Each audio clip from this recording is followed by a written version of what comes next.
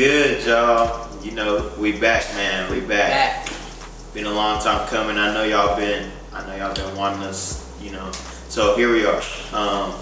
We're talking divisional recap from the weekend.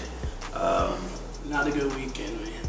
Not a good weekend, man. As a Cowboy fan, he had a little tough weekend. I don't want to call myself a Saint hater, but as a Foles believer, I had a tough weekend. But we're going to get into all that. But first, what we're going to do is we're going to talk about Saturday's games. And I'm going to focus on what the winning teams did well. He's going to focus on what the losing teams could have did better to put themselves in a position to win. So without any further ado, let's go ahead and get started. Chiefs, Colts at Arrowhead. You know what I'm saying? Look at, we're already back. We're really already back, bro. Yeah. I guess I'll let you start this one off. No, I'll start this one off because I'll leave you some time to talk about the Cowboys. Yeah. So what I saw for the Chiefs, two major things here. One, playing with the lead. They got out early. They got into their rhythm. Got to run in the side-to-side motion. A lot of quick RPOs for Mahomes. Yeah. Just getting the ball out of his hand early. Yeah, which is key for a first playoff appearance quarterback. Right. Rhythm. Andy Reid's offense already isn't. It's super complex, but Mahomes doesn't have to make hard reads because he has so much talent around him.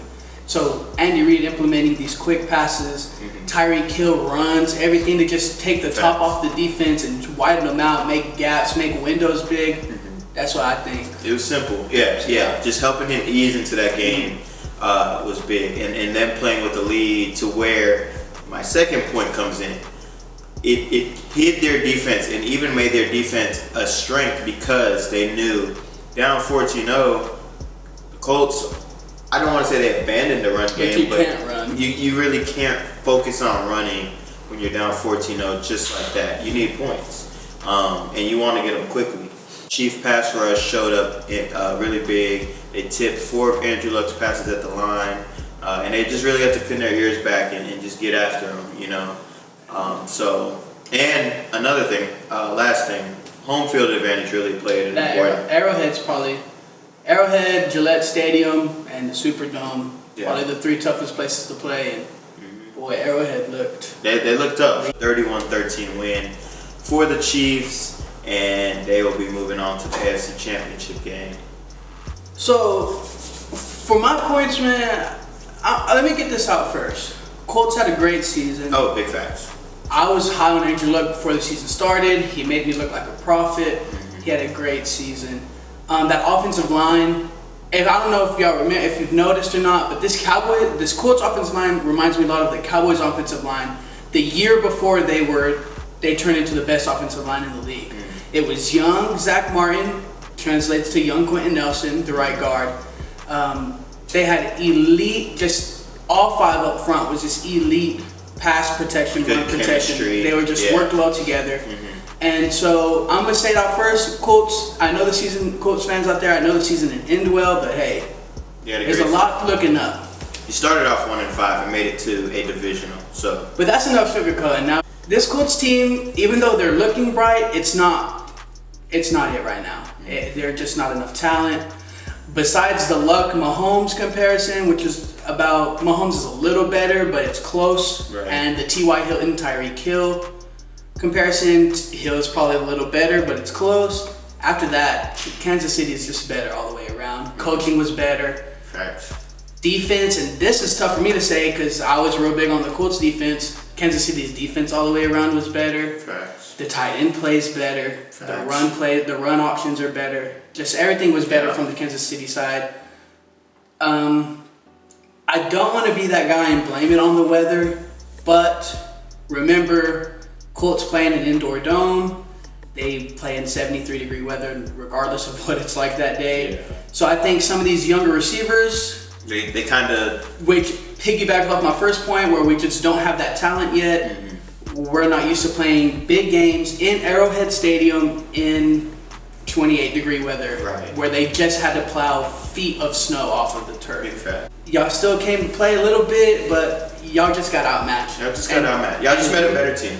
If y'all watch our videos, we've been hauling the Chiefs all year. We've been hauling Mahomes all year, and it's for good reason. We're not wrong a lot. This team is the real deal, and as hot as the Colts were, they just ran into somebody hotter. We had the Cowboys go into LA, into the Coliseum. Lakers on deck. What do we see, man? We see a 30-22 game where the Rams come out victorious. And I'll talk first because I know he has got a lot to say about his Cowboys. But Rams, McVay, let me talk to you real quick. Do what you just did this week. Every week, you might not ever lose a game. Power running football, right? You have Todd Gurley. You have Todd Gurley. And C.J. Anderson. And out of nowhere, you just got C.J. Anderson, who looks C.J. Anderson. Looks like so out of shape. Looks like the Broncos. Yeah. He looks like a Bronco. He doesn't physically look like the Broncos C.J. Anderson, but plays like the Broncos C.J. Anderson that won a Super Bowl. Yeah. Power running football. And what does that do? Not only does it help your defense, because you're managing time of possession well, it helps that young quarterback, number 16, your golden boy. It helps Jared Goff sit back there and make easy reads. And what do we say about young quarterbacks? If you can get in a rhythm and make easy reads, the game's easy. That game's easy for them. The game is easy. It was so easy, bro, because coaches can talk to the quarterbacks in their helmet until the game clock gets to 15. I'm pretty sure McVay was probably telling him, like, hey, we got cover 3 out there, Tampa 2. He was literally telling him, like, primary receiver here, primary receiver there. Yeah. But it doesn't matter because the Cowboys couldn't stop the run. Right. And you can't, as he mentioned in our first game, you can't pin your ears back and get after the quarterback when you're on your heels because you got butterballs running over you. Yeah. But that's for my turn. I'm gonna let him get back to his turn. But I'm just to finish up.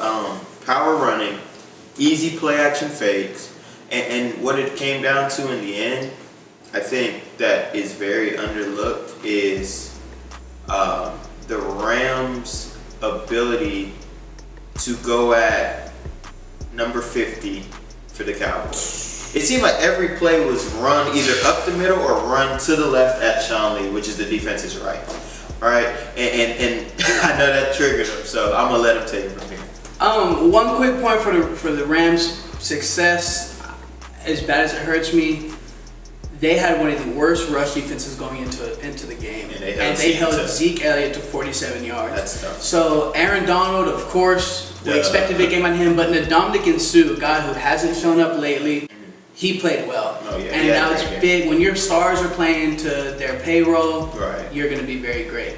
But on that note, Marcus Peters. Oh, no, you're bad. You are bad. And if I ever see you touch Amari Cooper again, it's on sight. No, yeah, you're bad, bro. Look, bro, I will get to my bad Cowboys in 10 seconds. Time me at home. Michael Gallup was better than you. Michael, you could not hold Michael Gallup. Who? Say it again? Michael Gallup, the rookie, out of Colorado State. Didn't even play at a big university. Not even at Colorado. You couldn't hold him. So don't come talking sideways at nobody on the Cowboys. And I saw that clip where you was talking to Sean Payton. Stop. Don't come sideways at him either. Stop. But back to the Cowboys. Man, I talked about this defense being good. No, bro. We have these young linebackers. They're supposed to stop everything. No. They did. And it's not their fault because they weren't in the game. Not together. Yeah. For some reason, and I love Chris Richard and I love Marinelli, and I'm okay with Jason Garrett as a head coach. But for some reason, we walked into this game and we were trying to pay respect to Sean Lee and give him his due snaps. Nah, bro. We got here without Sean Lee. So why do we need... We got here with those two young linebackers that are too fast side to side and we're ready to meet you in the hole. And simple. And we took them out. They had chemistry together. Simple. It's a questionable decision from whoever made that decision. I would like to know why they made that decision. This is that type of stuff that makes Stephen A. say the Cowboys are an accident waiting to happen. Because stuff like this doesn't happen in other franchises. It doesn't.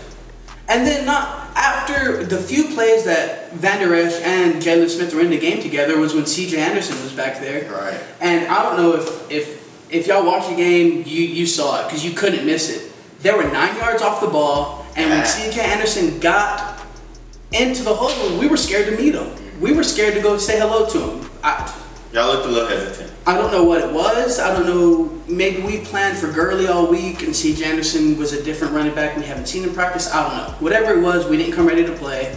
And I got to lay that responsibility on Chris Richard and Rod Marinelli. Got to get the defense going somehow. Yeah. There was that clip of Richard yelling at the linebackers when he had his chance, but that's too late at that point. That's late. We couldn't start. We couldn't get a stop. Mm-hmm. Now to the offensive side of the ball. Dak actually played well. Dak played well. Mm-hmm. The offense looked okay. Granted, Linehan still needs to go. No, Didn't call a good game. Oh, he's bad. Biggest play of the game was like at the beginning of the fourth quarter, the 4th and 1, and we ran a halfback dive at Aaron Donald. And Sue. Y'all literally ran it in the middle of them two. Yeah, it just came down to we couldn't stop Gurley and Anderson, and we didn't have Zeke apparently. Yeah. It just didn't look like we had Zeke Elliott back there. So